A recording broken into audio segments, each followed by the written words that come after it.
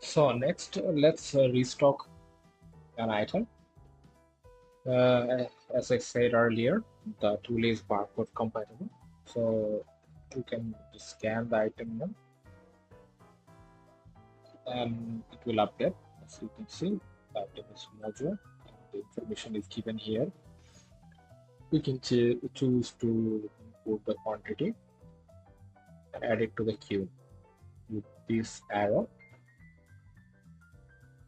So once we add you can add multiple items as well once you have it.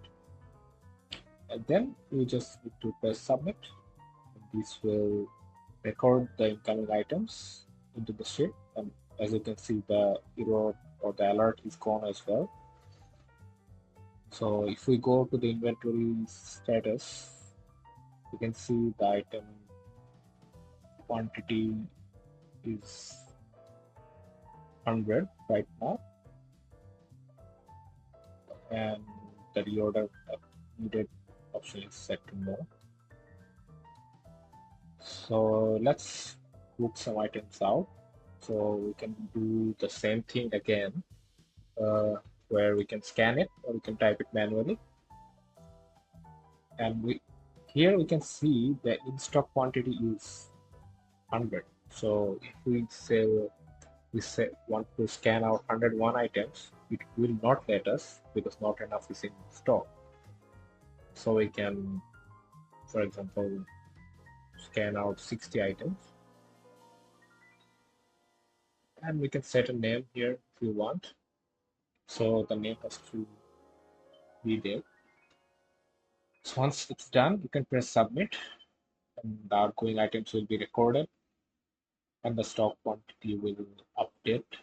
And as you can see, I've checked out 60 items, and the reorder level has been reached. So it's highlighted in red.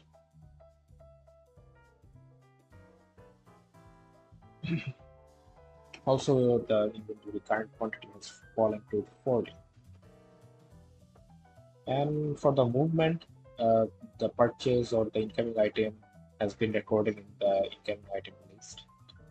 Here, 100 quantity, and the outgoing items have been recorded here in this sheet with the quantity they had. This bug will be fixed by this. And the location is dynamic. We can add more location here or to change the name. So this is it. You can delete the items from the master list, as I said earlier, but it needs to be 0, so the items are not lost. Okay. In the coming days, I hope to share more tools with you.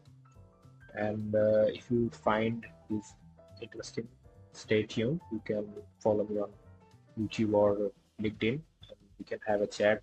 You can share your comments. This is Nazmul, and I'll see you soon.